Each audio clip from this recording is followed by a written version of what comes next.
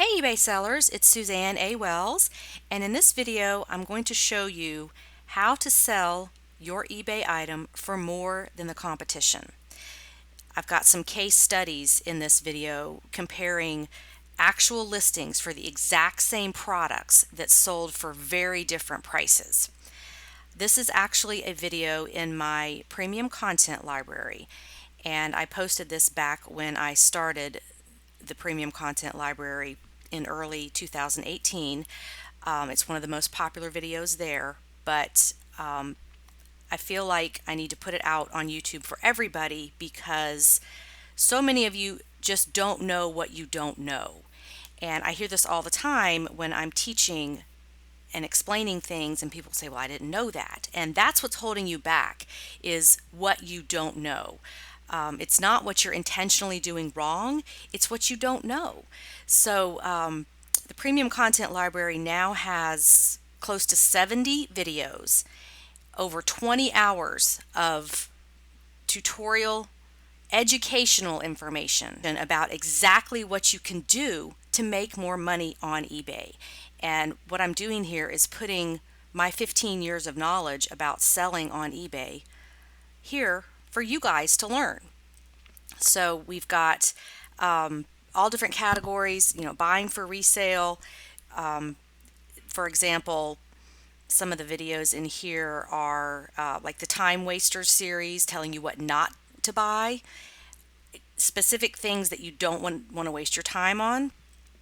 I've got a couple of courses in here, one about estate sales, one about virtual picking, buying things online, buying inventory from outlet stores, should you or shouldn't you, and what that's all about. Cleaning hacks, how to clean all kind of different products. Collectibles, this is a very popular category that is, I've got all kind of things here. Disneyana is a big one there, because there's so much of it out there. Consumables, things that get used up that you can replenish and sell over and over again. And not just in the general sense of the word, such as, like health and beauty products, but things that you may not think of as a consumable that people are buying over and over again to replace. We've also got a section on conquering your eBay fears, all kinds of things that are holding you back, how to work through all that. Here's some of the courses using the eBay app in public, international shipping, shipping breakables, afraid of making mistakes. So I'm walking you through how to conquer all these fears. We've got ephemera, which is paper stuff, all kinds of products in here that I'm going to be explaining how to sell, what sells for the most money, what to look for, how to ship things. There's just so much information in here, and we also have a materials section where you can download all kinds of things that you can use in your business over and over again. Customer letters, so if you've got problems with a buyer and you don't know what to say because you've never had a home business before, or you've never been in customer service before, I've got it all written out for you. You can just go in here, pick out what you need, and you also get email support from me. Anytime you want it, anytime you have a question, you just email me and I'll help you out. A bunch of free tools, and I add stuff to this every single week. So that's where this video is coming from, is the premium content library. So just enjoy this free sample, and as always, post your comments. Would love to hear your input on these case studies, because I see this all the time, especially when I'm doing store critiques. People are making these mistakes and it's costing you money.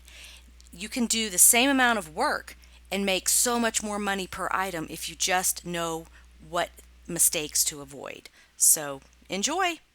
Hey eBayers, I have a great video for you today, and this is actually a case study: why your eBay item sells for less than the competition. So we all know some things on eBay can be a mystery, but only if you don't know where to look for the answer. And everybody wants to get the highest price for their items.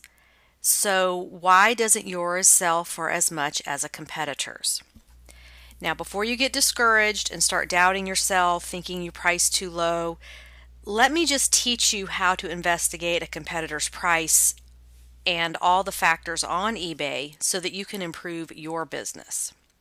So you kind of have to be a detective to figure this out, but that's part of being a business owner. Is on the actual business side, you've got to look around for things that aren't going right and for things that you can improve. So we're going to look at some identical items that sold for very different prices and look at the factors that contributed to the pricing. Now, again, keep in mind there are a lot of unknowns on eBay, but there are some factors we can look at. So to start off, the first case study, here are two identical Waterford 1982 partridge in a pear tree Christmas ornaments. These sold 8 days apart, one for $125. Oh, no, sorry. There's a $125 difference in the prices. So one sold for $149.99 and one sold for $24.99. And they're the exact same item. And they sold 8 days apart. Now, doesn't this just kill you to see that that lower price seller could have gotten so much more if they had done a few things differently? So let's look at the similarities and the differences in these listings. Okay, both listings were fixed price and both items were in used condition. And that's pretty much where the similarities end. So let's first look at photos. The higher priced item has a much better gallery photo.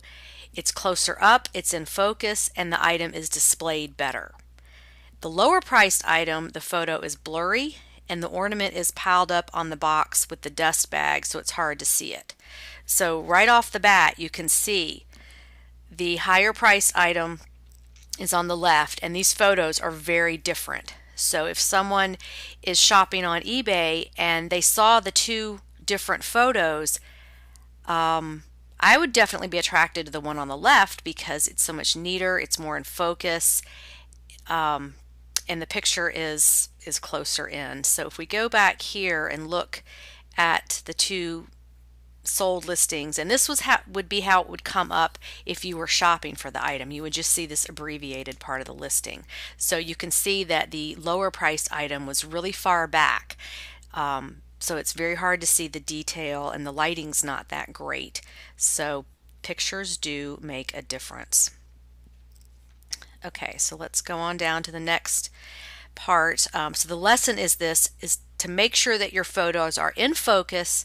The shot is cropped edge to edge to fill the screen. Now remember, people are looking at these on mobile devices, so you want your item to take up the whole screen so they can see it. Even though we know how to enlarge a picture on a mobile device, you don't want your buyer to have to do anything. You want that picture to be exactly perfect when they click on your listing and look at the gallery photo. So let me correct myself. I don't want to say perfect, but you want that photo to be as good as possible. So obviously the lower priced item here, that person could have done better. Okay, so that is the lesson about photos. Now the next thing we're going to look at is pricing. And it's very clear that the seller of the lower priced item did not do their research. So if we look on Replacements Limited, which used to be replacements.com, and here I'm going outside of eBay. Let's just pretend that there weren't any completeds on eBay to look at. So that might be why the lower priced item is priced that way, is because there weren't any listed or completed, and so the person just guessed. There's like, oh, I don't even know, I'm just going to put 25 bucks on it. So if you go outside of eBay, and here we're going to replacements.com, you can see this exact item is offered two different prices, $239 and $229. So that tells me right away that this is a collectible. It's from 1982, so you know it's definitely older and vintage collectible, so it's going to be more valuable. Also on Amazon, the same exact ornament is priced very high, between $269 and $389. So if the seller of the lower priced item had just done maybe 2 or 3 more minutes worth of research on these other sites, they would have seen they had something pretty valuable and they should price it higher. So the lesson is always do your research, even if you have to go outside of eBay. Now, I'm not saying for every Chico's top and every pair of jeans you need to go outside of eBay, but if it's something that there's not a lot of completed listings on, you don't really want to go by active listings only. That is something to look at if there are no completeds, but also look at other sites just to make sure if it could possibly be a higher priced item. You don't have to do that if there's 30 completed listings for the item you're selling, but we know that Christmas ornaments can be collectible, so that should have been a clue that the person of the lower priced item should have looked a little harder. Now, return policy. The lower priced item says no returns. So there we are. And it says right down here, no returns. And then the higher priced item has 30 days. So if you're not doing 30-day returns, you definitely need to, because offering returns isn't about returns in and of themselves. It's about placing higher in search. Cassini, the eBay search engine, says that listings with a 30-day or longer return policy are given higher search placement. So the lesson here is always offer at least 30 days returns. You really have to do this to stay competitive and to place higher in search. Just because you have a return policy on there does not mean that the item's going to be returned. And also, we're going to start focusing on items that people want to keep and don't want to return anyway. And that's what's so great about collectibles, which I'm going to be doing a lot of content on that. People collect them because they want to keep them. They want to look at them. They want to have them in their collections and show it off to their friends and, admire the stuff. And so you really do need that return policy on there to place higher in search. Okay, let's look at shipping next. The lower priced item had calculated domestic shipping. So here we go, and it shows to where I'm located, it would have been $6.95 to ship this item. The higher priced item had free domestic shipping, which that's great.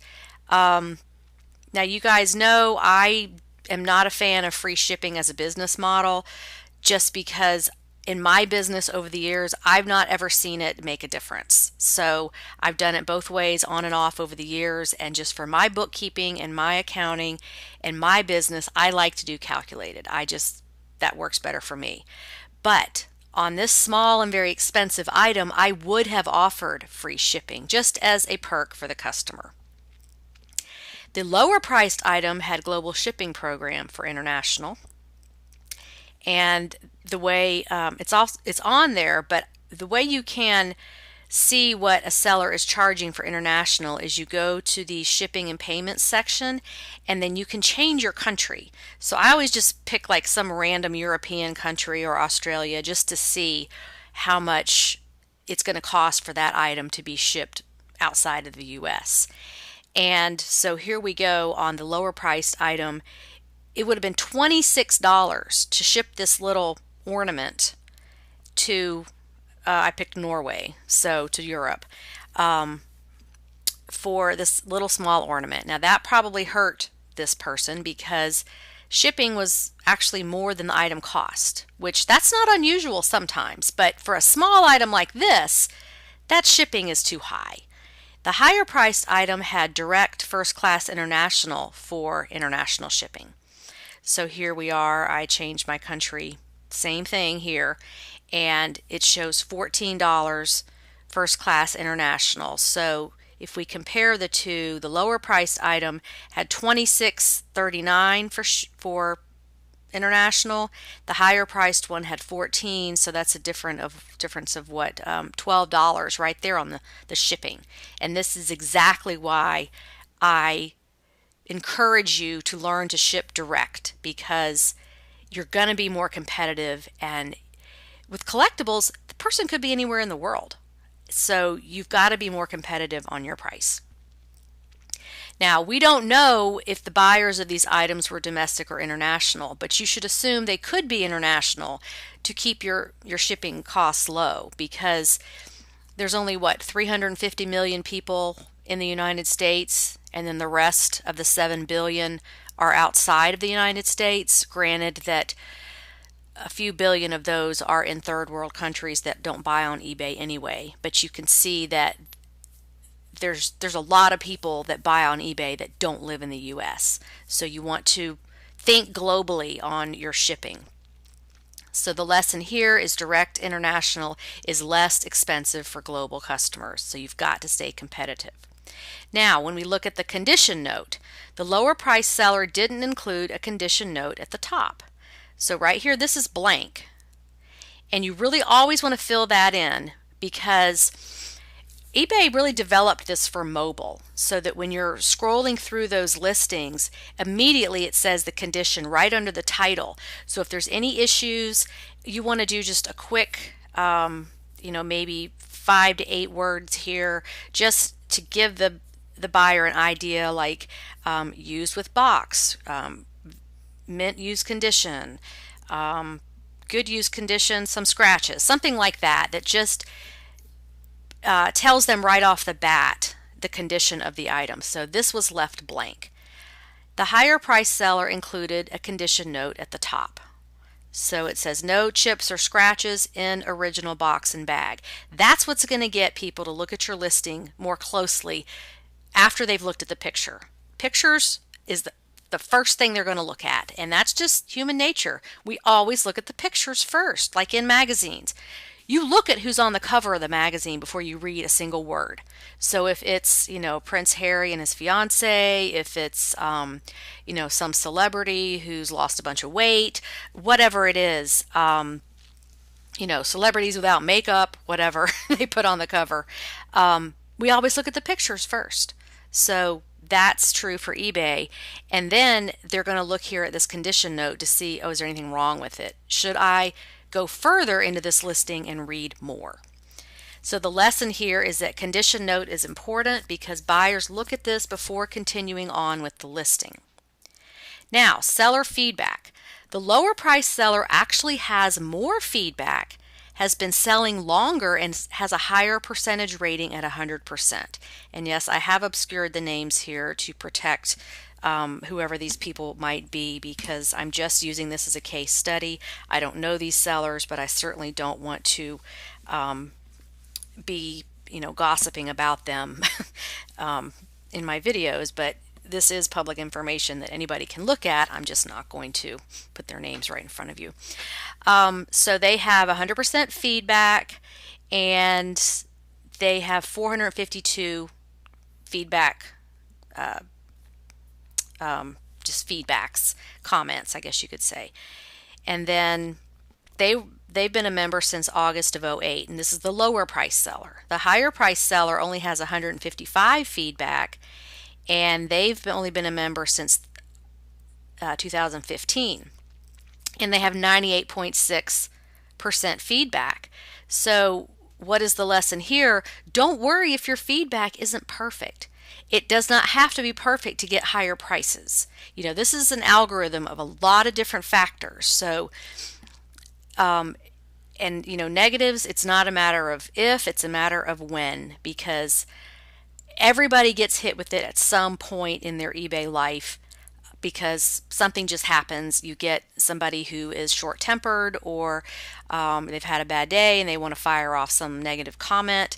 So if you get a negative, you get a negative. Obviously you want to fight it if it's unwarranted, but this is just proof that you don't have to have perfect feedback to get sales or to get higher prices. So your focus should be improvement and consistency, not perfection. And perfectionists don't last very long on eBay. You've got to learn to just adapt and roll with it and just keep going. Okay, so let's do another case study with a different product. Here are two identical pairs of Doc Martens shoes that sold 10 days apart and for a $49 difference. Both are used items, neither accepted returns, and both have 100% feedback. So here they are. The one on the top sold for $70. The one on the bottom sold for $20. It says $20.99, but when we go to the listing, it shows $24. So I'm not sure if what happened there, if they had a, the winning bidder didn't pay and so they ran it again. I'm not sure what happened here, but this exact listing showed up twice with two different prices, but I'll give them credit and we'll go with the higher price. Now, photos. The higher priced item has a much better gallery photo, closer up and positioned better. The lower priced item, the shoes are sitting on the seller's couch and not very much thought went into the photo. So you can see their big difference in the pictures.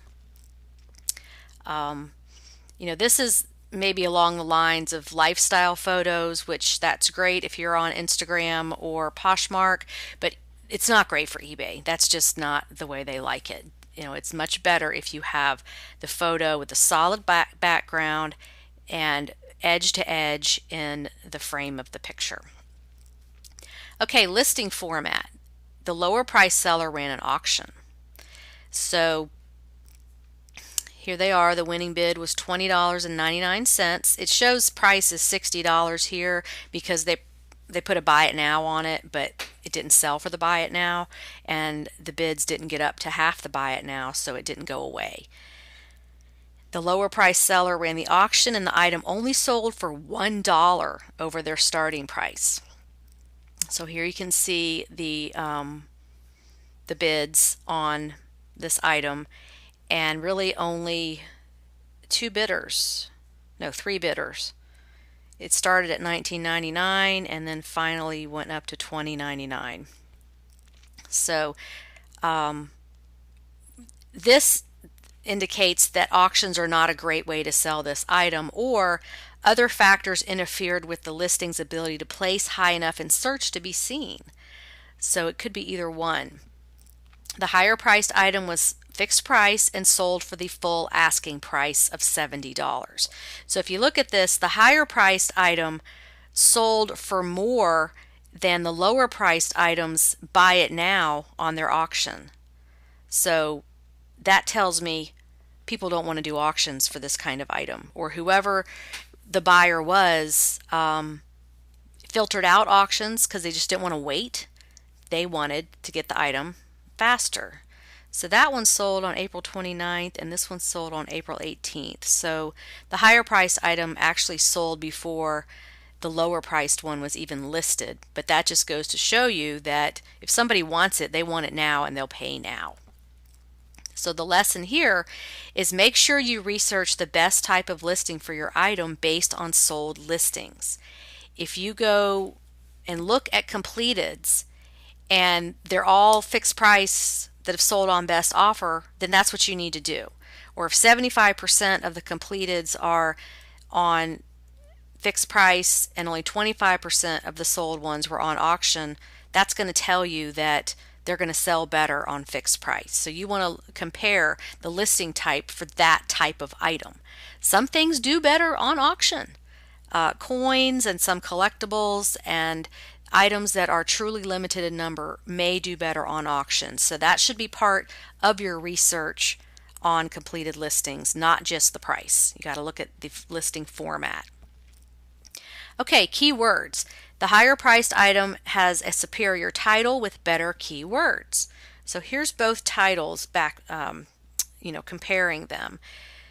Down here I've got in red what could be better on the lower priced item. First of all, do not use all caps. eBay says that. It's hard to read and it's just not the way you're supposed to do it. Some people say, well, if they have trouble with their vision, it's easier, but it's really not. Don't use all caps in your titles and definitely not in your description because that can be construed as shouting and you don't want to do that. Now, this also has the keyword horseshoe buckles, and that just means the shape of these gold buckles here are a horseshoe shape. Yes, that is a feature of this item, but that's not what somebody would search for. they're going to search for Doc Martens, black, Mary Jane's, double strap or two strap, size, whatever it is, shoes. So she's used horseshoe buckled and used up keywords that probably aren't going to be searched for. Something better could have gone there to get more people to that listing. There's no style number. So up here we have the style number 8065, and the second one we don't have that. Now, I'm not saying that's necessary. If you see it on the shoe when you're listing it, great. If you want to jump on Zappos and go find the style number real quick, do it. But don't waste time looking up a style number. If it's not handy and accessible and it's going to slow down your listing, don't worry about it. Also, no gender. Doc Martens are for both men and women. So this is a case where I would definitely put the gender in the title, and just in case somebody's looking for Doc Marten women's shoes and they can look at what's available in their size. So gender's not always necessary. Some items or types of items are only made for one gender, or brands are only made for one gender, so you don't have to be redundant there, but this is a brand that makes shoes for both men and women. So the lesson here is, remember, you want to use words that buyers search for, not just adjectives about the item. Okay, shipping. The lower price item had no international shipping. So we go to the listing here, we can see they didn't even offer it, which was a big mistake on Doc Martens, because that's a globally known brand. They've been around a long time, I think since early 1900s. So this is a very well-known brand. So they probably could have gotten more bids on their auction and sold it for a higher price if they had offered it internationally. Now, the higher priced item had global shipping program, which is better than none, but still, in my book, not optimal. If you look at this is the higher price listing. I changed my country to the United Kingdom because that's where they're made, and sometimes they go back there. $56 through the global shipping, plus $19 customs. So that's more than the item cost just for shipping and customs. If they had done this on First Class International, it would have been a lot less, maybe $25 to $30, because while Doc Martens are heavy, they're not going to weigh over 4 pounds. Or else you wouldn't be able to walk in them. You'd be like Frankenstein walking around. But this is the reason you want to ship direct, is because I pretty much feel like this was cost prohibitive to ship internationally, just because with GSP it was too high. Okay, so the higher priced item also had excessively high domestic shipping. So I couldn't really figure this out here. The item was in California and I'm in Georgia, but $36 for shipping a pair of shoes, that's too high. And so I went and looked at what their shipping was, and it just says, economy shipping, parcel select, ground. And I feel like they must have entered the weight incorrectly. Like if they were 2 pounds, then maybe they put 20 pounds by accident, because that just does not seem right for where I live, for it to cost that much to ship a pair of shoes across the country. That just doesn't seem right. So I think there was a mistake there, which, be very careful when you're entering those weights, because if it's wrong, something like this can happen. So the lesson here is keep shipping fair for the buyer and competitive with other sellers. Very important. So when you're wondering why your item sold for less than another seller's, or hasn't sold at all, you need to look at all those factors, because the details do matter. And especially for you new people, I know eBay has a lot of moving parts and you have to make sure all your bases are covered. But if you just take your time and don't cut corners, it will come together. You will get faster, but it's just a lot of things you have to consider. So don't rush, because rushing results in errors, and then you've done all that work and the item doesn't sell, so you've completely wasted your time. So take your time, Learn how to do it. You'll get faster. Don't worry about how long it takes you, because it's just a lot to learn and to put in there. Okay, I hope you found that informative. If you are not a member of the Premium Content Library, come on over and join us. The cost is $20 a month. There's no commitment. You can come and go as you like, and you have access to everything in there when you're a member, not just the new stuff. And remember also that I am your personal help desk. So anytime you have a question or problem with your eBay business, you just send me a message, email me, and I will do what I can to help you out. Thanks so much for watching, and I would love your comments below. Have a profitable and productive day on eBay. Bye.